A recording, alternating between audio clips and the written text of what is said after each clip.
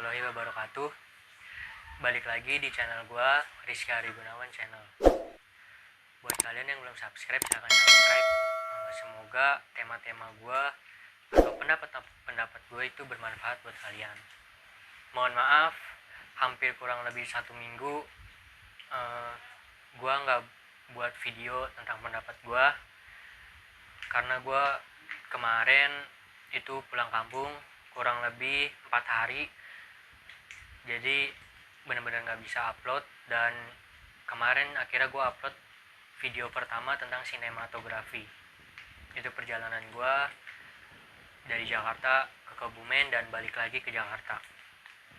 Nah, kali ini gue akan ngebahas tentang penerapan pembelajaran yang diterapin oleh Kementerian Pendidikan dan Kebudayaan. Sebenarnya berita ini tuh udah lumayan lama, tapi gue akan bahas karena menurut gue ini penting lah.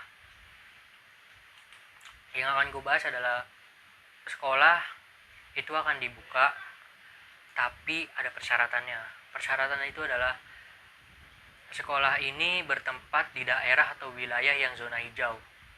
Zona merah, kuning, dan zona oranye itu tidak diperbolehkan. Gue kurang tahu ya zona hijau itu seperti apa.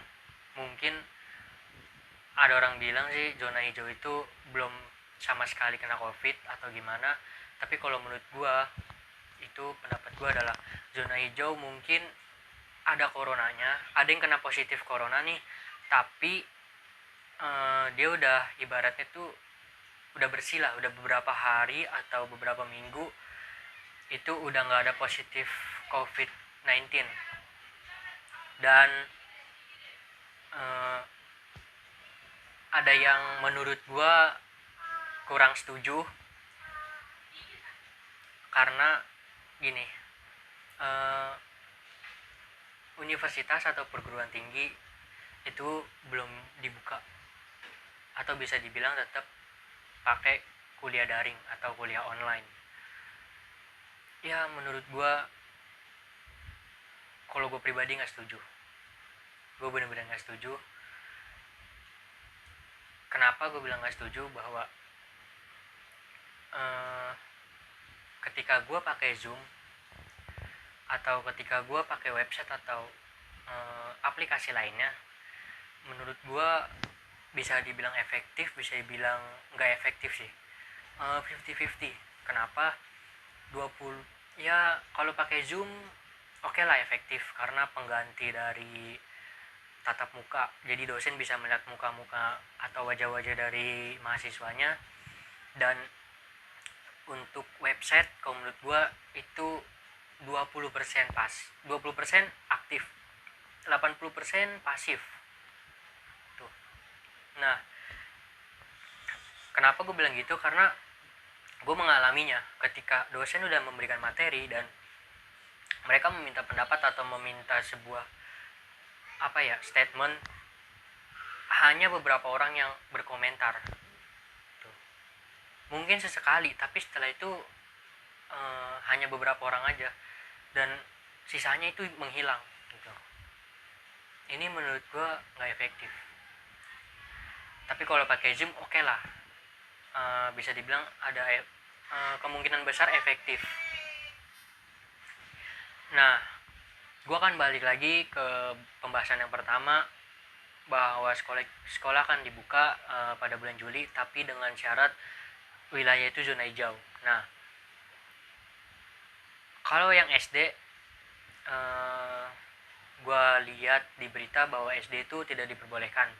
Kemungkinan itu bulan Januari baru dibuka. Itu pun kalau COVID-nya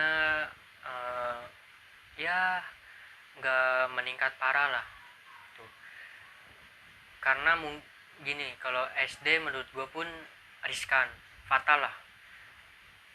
Bukan, mungkin kalau dari pembelajarannya, kalau misalnya kuliah online itu nggak efektif karena guru mungkin guru tuh yang biasanya ada siswa yang susah dimengerti, maksudnya susah nyangkut dalam pelajaran pasti langsung disamperin dan dijelasin begini-begini kan, dan jelasinnya enak kalau tatap muka. Tapi kalau kuliah online menurut gua kurang apa ya, kurang efektif. Apalagi yang mantau atau yang menggunakan HP itu orang tua. Ya kalau misalnya jujur kalau di Jakarta sih menurut gue fine fine aja, bisa lah buat membeli gadget ya kan, yang terpenting ada internetnya. Tapi gue kemarin pulang kampung bahwa gue tahu di kampung gue tuh di Kebumen banyak orang tua yang belum tentu bisa beli gadget. Dan kalau misalnya bisa beli gadget, mereka belum tentu bisa beli kuota yang mungkin pengeluarannya lumayan sih kalau menurut gua. Lumayan lah. Ibaratnya kalau misalnya sebulan beli kuota yang 50 ribu ya. Kalau habisnya sebulan, lah kalau habisnya 1 minggu 2 minggu, otomatis beli lagi dong. Sebulan bisa 100-150, ya kan, lumayan itu. Ya menurut gua bisa dibilang sih kurang efektif kuliah online, belajar online bagi SD. Apalagi yang megang itu kan yang megang gadget itu kan orang tua. Ada yang mengerti sebuah teknologi, tapi ada orang tua yang nggak mengerti sebuah teknologi. Jadi ya bisa dibilang nggak efektif lah. Dan buat SMP dan SMA atau SMK, kalau misalnya dibuka lagi ya mungkin mereka senang sih, tapi tetap kalau misalnya dibuka pakai protokol kesehatan atau protokol COVID-19, diwajibkan menggunakan masker dan tetap berjaga jarak. Terus yang paling utama adalah di sekolah itu harus disediakan untuk cuci tangan gitu. Nah ini sangat bagus sih, berani Kementerian Pendidikan dan Kebudayaan jika membuka sekolah lagi. Tapi kalau menurut gua ada yang riskan. Kenapa? Bukan riskan ya, kontroversial lah kalau menurut gua. Sekolah dibuka, tapi kenapa universitas nggak berani dibuka gitu loh. Ibaratnya gini, tolong banget nih Pak, tolong banget. Pemikiran kita pun juga udah dewasa.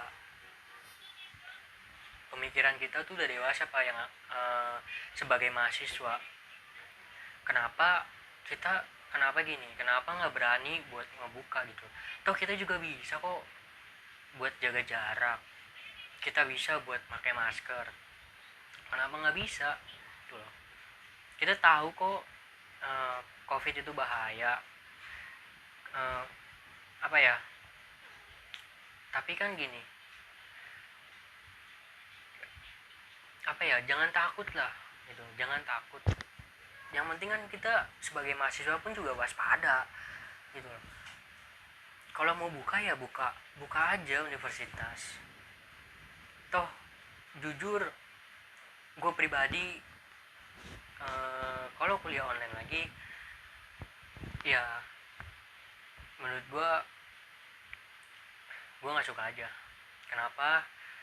Karena gue kuliah di salah satu kampus atau perguruan tinggi swasta di Jakarta, dan kurang lebih hampir ya 13 juta lah satu semesternya. Dan gue kuliah itu nyari praktek. Jujur gue kuliah nyari praktek. Ketika awal kuliah bahwa di kampus gue itu 30% teori, 70% praktek. Nah gue seneng dong banyak praktek. Tapi dengan kuliah online kayak gini, apa yang harus gue praktekin? Gue buat video di rumah doang. Nggak efektif, nggak efektif, jujur dah, gue pribadi nggak efektif. Kadang ya semau gue aja, kayak gue mau buat video contoh berita satu, gue kan broadcast ya, konsentrasinya jurnalistik, otomatis nyari berita kan. Contoh gue disuruh bikin berita tentang eh, COVID-19 di masyarakat, contoh. Oke, gue udah dapet narasumber, gue udah wawancara, terus gue bikin naskah, tapi tetap bagi gue nggak efektif. Karena apa ya, ketika di rumah sama di luar beda gitu loh. Di luar, kalau menurut gue wah enakan di luar gitu, lebih wow gitu, lebih semangat gue kesana kemari nyari narasumber. Terus bisa ibaratnya ketika gue ada kelompok, gue bisa ibaratnya kumpul dengan kelompok gue dan ngomongin apa yang harus dicari, narasumber apa yang harus didapatin, dan itu dirembukin bareng-bareng, dimusyawarahkan bareng-bareng. Tapi kalau kayak gini terus kelompok, otomatis cuma pakai grup WA, pakai Zoom, nggak efektif. Ya kalau misalnya apalagi contoh ya, kalau ada berita banyak terus bingung, presenter tag udah tag nih, tinggal bagian contoh udah finishing semua lah, tinggal edit. Kita ngedit nggak diliatin sama ibaratnya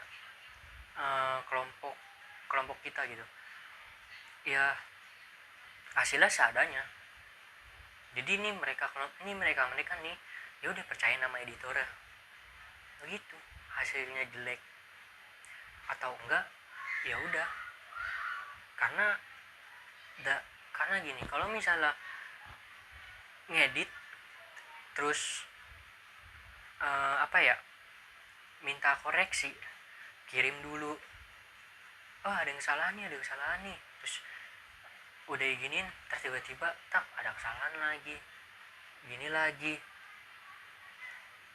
Butuh kuota, butuh data, dan butuh waktu panjang lagi buat ngedit kayak begitu.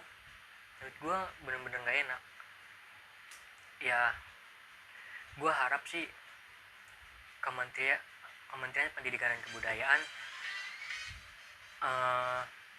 beranilah buat ngambil keputusan lagi. Tolong kuliah dibuka, atau universitas atau perguruan tinggi itu dibuka lagi. SMP dan SMA silahkan dibuka, dan untuk siswanya semoga mengikuti peraturan dari atau protokol COVID-19, tetap menggunakan masker. Jangan sampai kalian terkena gitu, ibaratnya tetap jaga jarak kalau misalnya suatu saat itu akan dibuka. Ya itu aja sih pendapat gue kali ini, atau statement gue kali ini, bahwa gue dibilang suka nggak suka sih, 50-50 lah antara SD, SMP, SMA, dan perguruan tinggi tentang sistem pembelajarannya. Kurang lebihnya mohon maaf, dan jika ada kalimat atau tutur kata yang kurang sopan menurut kalian, mohon dimaafkan. Saya Rizky Hadi Gunawan, sampai jumpa di next video. See you next time. Wassalamualaikum warahmatullahi wabarakatuh.